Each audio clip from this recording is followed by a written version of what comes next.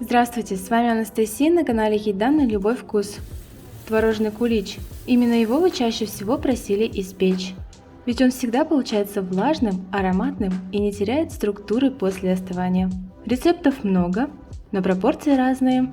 Сегодня покажу рецепт, подобранный на своих ошибках. На мой взгляд, он самый интересный. Сразу проверьте, пожалуйста, рядом с подпиской значок колокольчик. Там должны быть выбраны все уведомления. Только в этом случае вы ничего не пропустите. Внизу оставляю ссылку на другие рецепты куличей, а также глазури к ней. Выбирайте на свой вкус. Первое правило при выпечке любой сдобы – активировать и дать набрать силу дрожжам. Из общей муки по рецепту отмеряем 60 грамм. В ложках и стаканах ингредиенты также указаны под видео рядом с граммами. Высыпаем 7 граммов сухих дрожжей или 20 граммов свежих, нужно раскрошить. 5 граммов сахара из общей граммовки. Перемешаем. Выливаем 120 мл теплого молока, температура примерно 38 градусов. На ощупь не обжигает. Хорошо размешаем. Оставляем опару на 10 минут. Отдельно в миску разбиваем 2 яйца.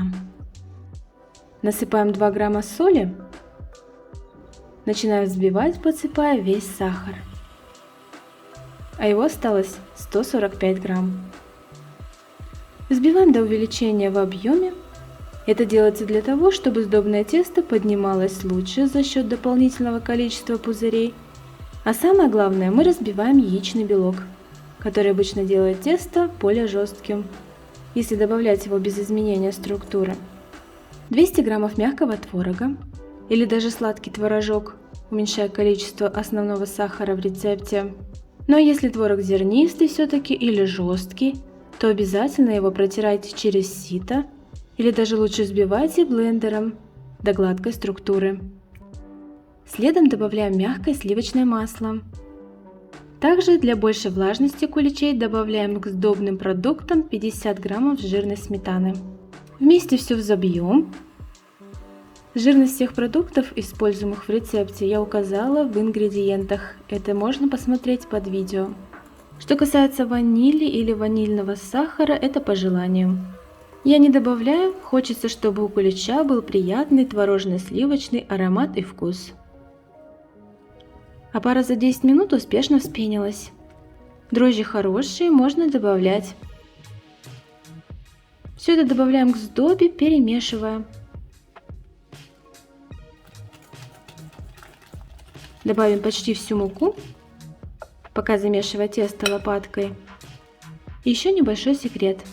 Немного куркумы в тесто. Она сделает тесто более красивым, желтоватым, так как яйца, увы, на сегодняшний день никакого цвета выпечке не придают, по крайней мере у нас. Тесто перемешиваем хорошо, стараясь не переборщить с мукой. Чуть позже сами увидите, какое оно должно быть. Пока всего муки использовано 400 грамм вместе с опарой. Оставшиеся 100 грамм буду вмешивать порциями, чередуя с растительным маслом. По рецепту его 30 мл. Растительное масло, которое мы добавляем в конце, дает не только возможность вымешивать липкое тесто более тщательно, но и также придает мякишу после выпечки более волокнистую структуру. Тем самым добиваясь мягкой, тягучей, но при этом тщательно вымешанной и слабо липкой структуры. Вот что получается. Тесто почти не липнет. В общем, такое, какое и было озвучено ранее. Остатками масла смазываем миску, накрываем в ней тесто. Даем хорошо подняться, оставляя в любом теплом месте. Занимает это 1–1,5 часа. Я же оставляла в еле теплой выключенной духовке. Процесс подъема занял ровно 1 час.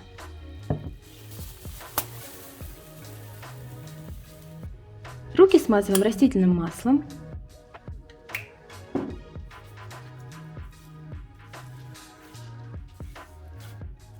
Также и стол слегка совсем. Достаем тесто, растягивая руками, делаем круг. 50 граммов изюма, его я не замачивала, просто промыла и осушила бумагой. И 60 граммов цукатов, нарезанных по размеру с изюмом. Вводим в тесто. Никакая мука на данном этапе не нужна. Все и так равномерно распределяется в тесте. Остается разделить готовое тесто на 4 равные части. Если точные граммы, то 315 грамм каждый кусочек выходит. Для форм размером 9 на 9. Каждую часть подвернем в круглый шарик, обязательно пряча изюм и цукаты внутрь. Раскладываем по формам. Количество теста на другие формы есть также внизу в описании. Там и время выпечки для таких куличей. Время зависит не только от размера формы, но и от особенностей вашей духовки. Творожные куличи оставляем перед выпечкой, чтобы поднялись вдвое. Сразу их расставляйте на противень или решетку, на которой собираетесь выпекать. Тесто очень нежное, и любым движением лишним его можно просто осадить. Ушел ровно час. Куличи ставим в разогретую духовку, температура 200 градусов. Закрываем дверцу, снижаем температуру до 170 градусов, если это электрическая, и 180 градусов, если вы печете в газовой. Выпекаем около 20-25 минут. Жалко, конечно, аромат вам не передать, он просто потрясающий. Посмотрите на румяный цвет этих воздушных куличей. Ставим их на этой же решетке остывать. Пахнет вкусной сдобой. Так как я не добавляла ни ваниль, ни другие ароматизаторы, куличи мне напомнили по аромату жареные сырники.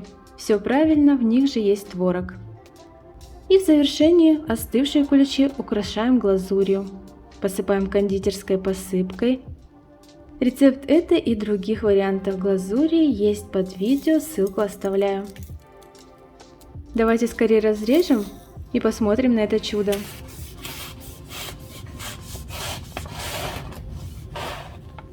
Тесто нежное, воздушное, куличи мягкие, ароматные, вкусные.